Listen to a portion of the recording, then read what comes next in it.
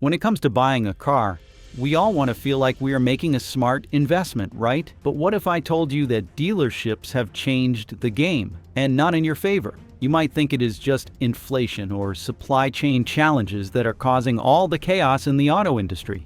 But the truth is much worse. In this video, we are exposing exactly why dealerships now are worse than ever, and how they are pulling in record profits at your expense. From sneaky fees buried in contracts to sales tactics designed to trap you in overpriced loans. Dealerships are finding new ways to charge you more than ever before. And what we reveal in the last part of this video will change how you buy a car forever. So stick with me to the end. Or you might walk straight into their next trap, the credit application trap before the test drive. Imagine walking into a dealership, excited to test drive your dream car. You have done your research, checked the listings, and you are ready to see if this vehicle lives up to your expectations. But before you even touch the wheel, a salesperson hands you a form and says, "We just need you to fill out a credit application before we can let you drive it." That is the moment to pause. This is the first major red flag. A credit application before a test drive is not standard procedure. It is a tactic. The dealership does not need to know your credit score before letting you test drive a car. They tell you it is required for insurance reasons, but that is rarely true. The real reason? They want to get your financial details early so they can lock you into their financing before you even decide to buy. By running your credit before you're ready, they gain control over the entire sales process. They will know exactly how much you qualify for, which means they can manipulate the numbers to their advantage when it comes time to discuss price and payments. The best way to handle this situation is to stand firm, politely but confidently decline the credit check,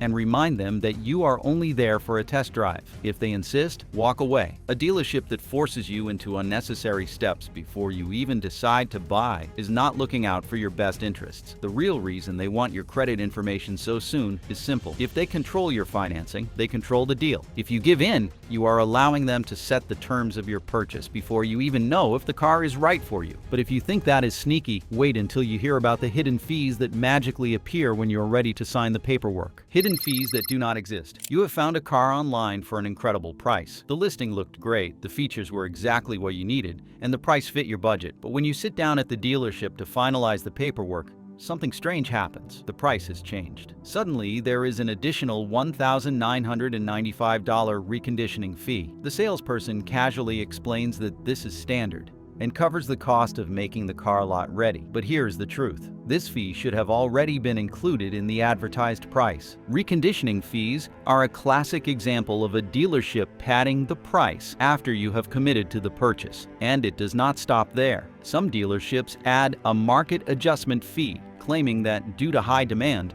they must charge extra. Others include a nitrogen tire fee, implying that your tires contain some special type of air that justifies a hefty charge. What they do not tell you is that regular air is already 78% nitrogen, and any so-called nitrogen inflation is just a gimmick. The way to fight back against these hidden fees is to ask for a full itemized breakdown before signing anything. Question every charge that was not part of the original price you agreed to. If they insist that the fees are non-negotiable, be prepared to walk away. Many of these charges are designed to inflate the dealership's profits at your expense. They count on you being too exhausted or too eager to take the car home to notice these extra costs. But hidden fees are just the beginning. Some dealerships take it even further, forcing you to buy extras that you never asked for in the first place. The mandatory add-on scam. Imagine you're just about to finalize your car purchase. The price is set, the financing seems reasonable, and you're ready to sign. Then, out of nowhere, the salesperson hits you with, "This car includes a mandatory protection package." At first, it sounds reasonable. Maybe it includes an extended warranty, a service plan, or even something as simple as key replacement. But the reality is that none of these extras are required. The dealership is forcing you to pay for things you never asked for because these add-ons bring in massive profits. They might bundle them into your financing without even telling you, or claim that the bank requires them. The truth, banks do not require add-ons, and you do not have to accept anything you do not want. The key to avoiding this scam is simple. Always ask for the base price of the vehicle with nothing added. If they refuse to give you a price without the extras, walk away. Never let them rush you into signing something without full transparency. If an add-on is truly valuable to you, you can negotiate it separately, but do not let them make you believe that something is required when it is not. As bad as these forced extras are, there is one trick that is even more dangerous, and it could even leave you trapped in a deal you never agreed to: spot delivery scams. This is also known as the yo-yo loan scam, and they get after you drive off the lot in your new car, excited and relieved that the stressful buying process is over. You signed the paperwork, you agreed on the financing, and you are ready to enjoy your purchase. But a few days later, you get a phone call from the dealership. "We have a problem with your financing. You need to come back in." This is known as a yo-yo loan scam.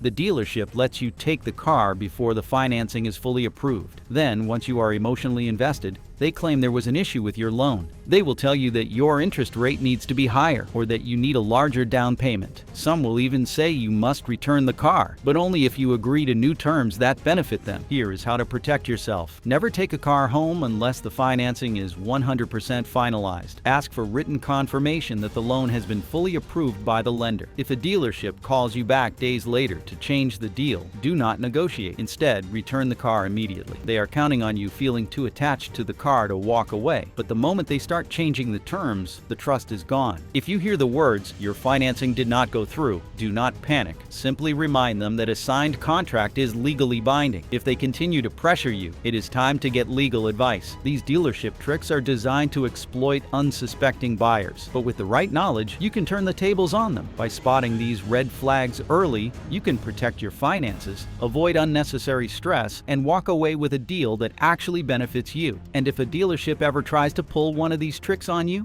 the best move is simple: walk away and never look back. The interest rate markup scam. Did you know the interest rate the dealership gives you might not be the real rate, and it's costing you thousands? Here's what happens behind the scenes. When you apply for financing through a dealership, they don't just pass your application to a lender and give you the rate you qualify for. Instead, the lender provides them with a rate called the buy rate, the lowest rate you are actually approved for. But instead of telling you that number, they often inflate it and keep the extra percentage as pure profit. Let's say the bank approves you for 5%. The dealership might tell you that you only qualified for 7%. That extra 2%, it is not going to the bank. It is going straight into the dealership's pocket. Over the course of a loan, that tiny bump adds up to thousands of dollars in additional interest. Here's how they justify it. They will claim this is the best rate available, or this is based on your credit history. But in reality, they are manipulating your financing without you even knowing. So how do you fight back? The easiest way is to get pre-approved from a bank or credit union before stepping foot into the dealership. That way you know exactly what rate you qualify for, and you will not fall for their markup. The second step is to ask for the buy rate. When the finance manager tells you your rate, look them straight in the eye and ask, "What is the buy rate?" If they hesitate or dodge the question, that is a red flag. This one trick can save you thousands over the life of your loan. But the finance office does not stop there. They have another strategy, one designed to scare you into paying even more: the extended warranty pressure tactic. If you do not buy this warranty, your car will not be covered for repairs. That is what they tell you. But is it true? Absolutely not. When you are about to finalize the paperwork, the finance manager will push an extended warranty, making it sound like a necessary purchase. They will warn you that modern cars are expensive to repair and suggest that without a warranty, you could be stuck with a massive bill. They might even say, "This is the only way to protect your car." But here is the truth. They are not offering this because they care about your financial well-being. They are offering it because extended warranties are one of the most profitable products a dealership sells. Dealership warranties are often marked up by as much as 200%. That means a warranty that costs them $1,000 can be sold to you for $3,000 or more. And here is the kicker. Many of these warranties do not even cover the most common types of repairs. You could end up paying for a service contract that denies claims due to vague wear and tear clauses. So what should you do? First, understand that extended warranties are not bad, but dealership markups are. If you are considering one, shop around. Third-party companies often provide the same coverage at a fraction of the cost. Second, never accept the first price they give you. Finance managers have flexibility in pricing. If you say no, they will often drop the price just to make the sale. Warranties are not a scam, but the way dealerships sell them is. But sometimes they go even further, using your financing as leverage to force you into buying extras you do not want. Tied selling, the illegal loan scam. We can lower your interest rate, but only if you buy this extended warranty. Sounds like a deal, right? Actually, it is illegal. This is called tied selling, and it is one of the biggest finance scams in the industry. A dealership will tell you that in order to qualify for a lower interest rate, you need to purchase a warranty, tire protection, or some other add-on. But here is what they do not want you to know. Lenders do not require you to buy anything extra to get a loan. If a dealership makes this claim, they are violating financial regulations. The reason they do it is simple. Most customers will not challenge it. They hear lower interest rate and assume the warranty is worth it. But let us do the math. Even if the dealership lowers your rate by 2%, the cost of the add-ons might offset any savings. Here is how to fight back. If they say your interest rate is dependent on purchasing extras, call them out immediately. Say, I want the lowest interest rate with no additional products. If they refuse, walk away and report them. The fact that they are using illegal tactics should be enough to send you running. If a dealer is sneaky with financing, they are probably sneaky in other ways too. And one of the biggest red flags, mystery fees buried deep in your loan agreement. The mystery fees in your loan agreement. Your car price was $25,000. But after financing, your loan is suddenly $31,000. Where did the extra $6,000 come from? It is called fee stacking, and it is a trick dealerships use to inflate the final cost of your car. Instead of just charging you for the vehicle, they sneak in extra fees that you may not even notice until it is too late. Some of the most common ones include document fees, which they claim cover paperwork, but are just another way to squeeze more money out of you. Prep fees, which supposedly cover cleaning and preparing the car, but should already be included in the price. Administrative fees, a vague charge that serves no real purpose. And hidden add-ons, such as fabric protection or vehicle identification number etching, that were never discussed but magically appear in the final total. Here is how to stop it. Always read the final contract before signing. Go through the numbers line by line, and if you see a charge that was not part of your agreement, ask, what is this, and can it be removed? If they say no, threaten to walk away. And if you thought the finance office was full of tricks, wait until you see what happens when dealerships try to control how and when you pay off your loan. How to negotiate like a pro. Most people walk into a dealership expecting to negotiate, but they do it all wrong. They focus on the wrong numbers, ask the wrong questions, and play right into the dealership's hands. The truth? If you do not know how to negotiate correctly, you are not negotiating at all. You are just reacting to what the dealer wants. The biggest mistake people make is talking about the monthly payment first. Dealers love when buyers do this because it gives them full control of the deal. Instead of negotiating the actual price of the car, they will stretch out the loan, adjust the interest rate, and throw in hidden fees, making it look like a good deal while keeping you locked in a bad one. The right way to negotiate starts before you even step into the dealership. First, always know the car's actual value before negotiating. Use online price guides. Check recent sales in your area and see what other dealerships are offering for the same model. Walk in already knowing what the car should cost. Second, never let the salesperson control the conversation. They are trained to lead the discussion, so that you never talk about the one thing that truly matters, the total price of the car. If they ask, what monthly payment are you looking for? Respond with, I am only talking about the total price of the car. If they say, how much can you put down? Say, we will discuss that once we agree on a price. Third, always negotiate one thing at a time. Dealers love to bundle everything together: price, financing, trade-in, add-ons, because it keeps you distracted from the real numbers. Break everything apart. Negotiate the car price first, then the financing, then the trade-in, and only then discuss extras. Fourth, always use silence as a weapon. When a dealer gives you a price, do not immediately react. Just pause and wait. The longer you stay silent, the more uncomfortable they become. Salespeople hate silence because it forces them to fill the gap, often by lowering the price or making a better offer. Fifth, do not negotiate against yourself. If you make an offer and the dealer says no, do not immediately raise it. Just wait. Let them make the next move. If they ask, can you go any higher? Respond with, that is my offer. What can you do? The moment you start negotiating against yourself, you have already lost. Now let's talk about why walking away is your most powerful tool. The power of walking away. The fastest way to take control of a negotiation is to get up and leave. Nothing makes a dealership more nervous than a customer who is willing to walk out the door. Most people never do this because they fear losing the deal. The salesperson will say, this price is only good for today, or we cannot do this deal again. But here is the reality.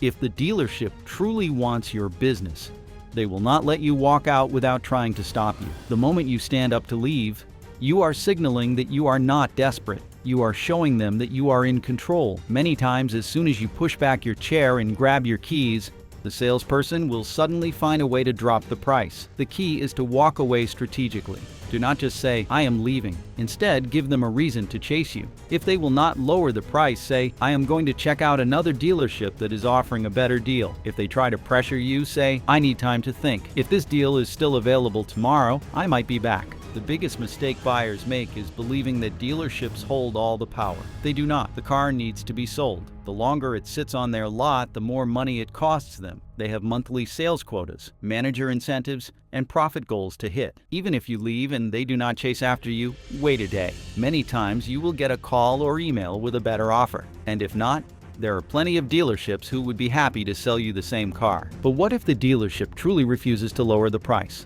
That is when you need to use another strategy. The secret to getting a better deal when they will not budge. Secrets to getting a better deal. There are times when a dealership flat out refuses to lower the price. Maybe the car is in high demand. Maybe it is a new model. Maybe they just think you will cave in and pay. But that does not mean you cannot get a better deal. It just means you need to get creative. First, if they will not lower the price, ask them to throw in extras instead. Dealerships have huge markups on things like extended warranties, service packages, and accessories. If they will not cut the price, say, "Okay, can you add a free oil change package? Can you include a service plan? What about all-weather floor mats?" Second, use timing to your advantage. Dealerships are more desperate to close deals at the end of the month, end of the quarter, and especially end of the year. If you are negotiating too early in the month, they might hold firm on the price. But if you wait until the last few days, they are much more likely to cut a deal. Third, use competition against them. Always get multiple quotes from different dealerships. Even if you prefer a certain dealership, bring in a competitor's price and say, "They are offering this. Can you beat it?" Many times they can and will match or beat another offer, especially if they know you are serious about buying. Fourth, be ready to walk in and buy immediately. Many people negotiate and then say, "I will think about it." If you tell them, "If you can do this price right now, I will sign today," they are much more likely to drop the price. Fifth, make sure you are not paying for useless add-ons. A dealership may refuse to lower the price because they padded the contract with extras. Before accepting any deal, carefully review the itemized costs. If you see unnecessary fees, remove them. The key to getting a better deal is not just about lowering the price, it is about getting the most value for your money. Whether that means extras, better financing terms, or waiting for the right time to buy, there is always a way to come out ahead. The biggest mistake buyers make is thinking they have no power. But when you know how to negotiate, when you are willing to walk away, and when you use the right strategies, you turn the game around. You are no longer just a customer. You are a smart buyer. And that changes everything. How supply chain issues made dealers greedier. When you run a business like a car dealership, you follow a simple rule. Sell as many vehicles as possible and make most of the profit from financing and add-ons. But everything has started to change. Ever since supply chain issues disrupted the industry, suddenly fewer cars were available. This created the perfect storm for dealers to raise prices, add hidden fees, and maximize profits like never before. When factories shut down and production slowed, automakers could not keep up with demand. Fewer vehicles arrived on lots, and suddenly dealerships had the upper hand. They stopped offering discounts and started adding thousands in additional dealer markup, claiming it was due to limited inventory. Before, negotiating was expected. Now, customers were told, "If you do not buy it at this price, someone else will." At the same time,